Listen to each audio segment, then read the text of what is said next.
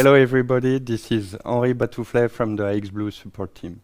Welcome to the session 3 of our video series, How to Prepare the INS DVL. In this set of video, we'll show you how to make the DVL INS calibration. So I will take this kit here that I just assembled and configured, and I'll put it on this mock-up boat here on a tiny pole on the side, and we'll make the DVL calibration at sea.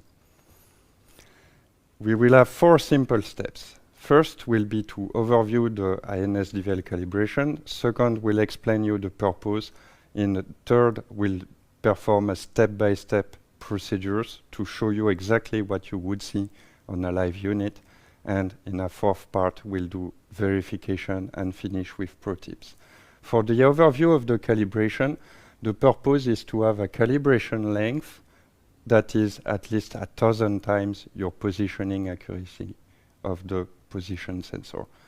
So for example, with a differential GNSS, we'll have to run a 5 kilometer line.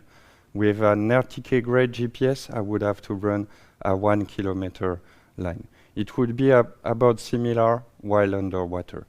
The important thing to consider when budgeting your trajectories is to think that we'll count everything from a point A to a point B as the maximum range. Should you travel in between, there will be no issue. Regardless, we recommend at 2 node speeds.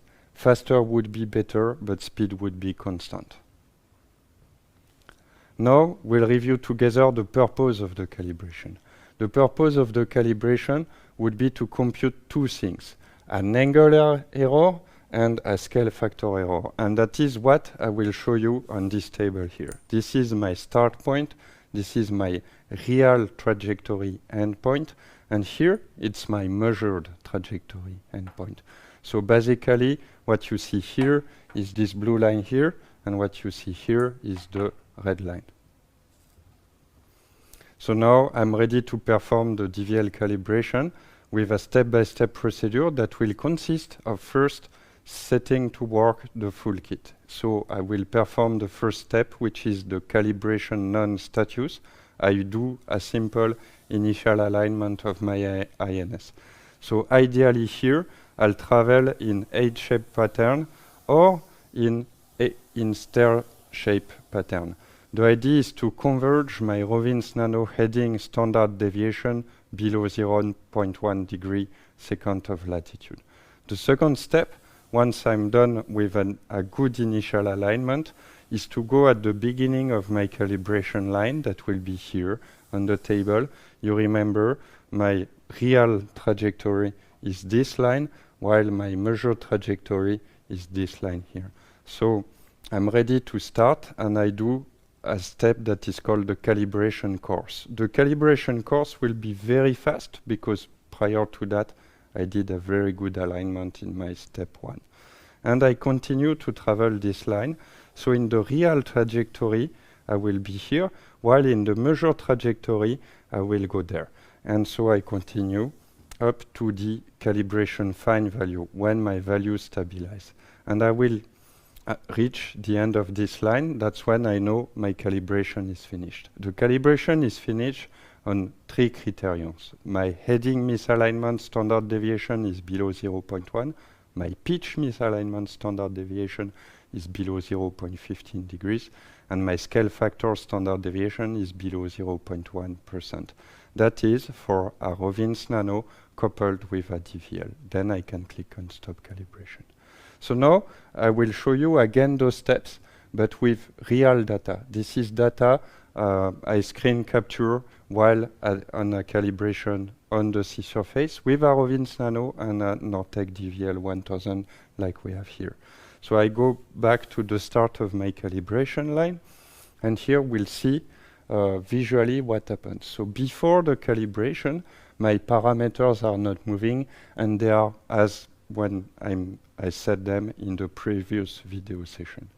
Now I click on Start Calibration, and it will do very quickly the rough calibration and turn to the fine calibration. So here on the fine calibration, I can see that I'm 57 meters into the calibration pattern, and I have data which is very inaccurate. Those values are moving a lot, as well as the standard deviation associated to them. And it will converge over time as I go towards the end of the calibration. So my value will stabilize and eventually turn blue.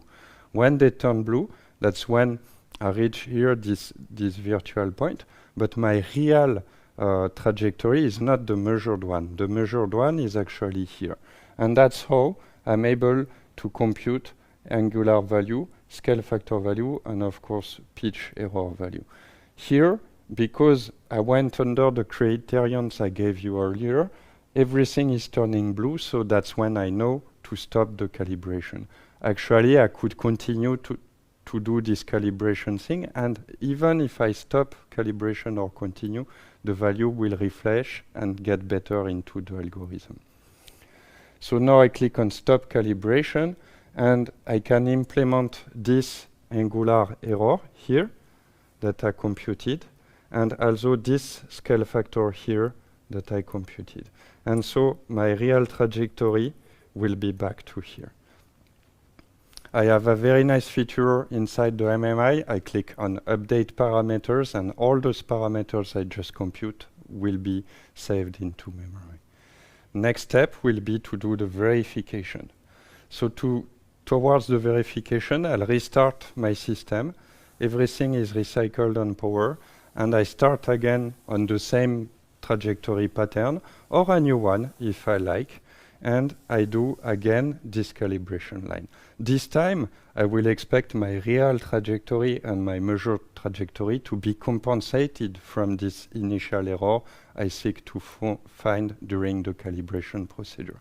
So I start again, but it's much more simple. I have this verification feature inside the MMI. I click on Start Verification. I run my same line or another one, and I go toward the end of it. So as I start this value, it is on a 0 value, and soon, 53 meters again into the calibration line, I can measure an error, horizontal drift, vertical error, and vertical drift of the calibration results. And as I continue towards my line, those error value will get much and much better. And when I reach the end of this calibration line, about the same length that the original calibration line, here I did a little bit more than 1,000 meters. Those values will stabilize and give me a very accurate results. So for example, here it's a real set of data on this Rovin's Nano DVL kit, and I have an error of about 0.01% of the travel distance horizontally and 0.017% of the travel distance vertically. I know I did a good calibration, so I can continue at sea, and now my INS DVL kit is ready. I have a bunch of pro tips to show you, to detail you, in order to improve or get the most of these calibration procedures. Longer lines are usually better. I know sometimes it's a constraint at sea to run longer line, but like I said, even if you continue after you're reaching those blue values, it will greatly improve your calibration performance. The initial alignment is very important.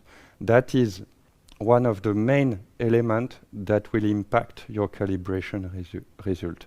So having the ability to perform this figure 8 pattern at sea or stair shape will greatly improve your ability to do this calibration line, and also the time it will take to get those blue values. So with a better initial alignment, you might reach a better end performance result. If the calibration values or the SD is obviously wrong about, let's say, 500 meters into the calibration line, eventually something is wrong in your setup. So I strongly recommend to stop the calibration at once, to come back to the beginning of your line, and to figure out what could be wrong in your settings. Most of the times, it could be about the sensor integrations, the lever arm of the GPS reference position, or things like that. The less motion of the ocean there is, the better it is. So of course you plan your calibration day when it's nice and sunny outside. so that while at sea you have a more smooth trajectory. A second calibration run is not necessarily necessary, but I would advise sometimes if you have any doubt, you just have to run a second calibration run, starting from the previously computed value.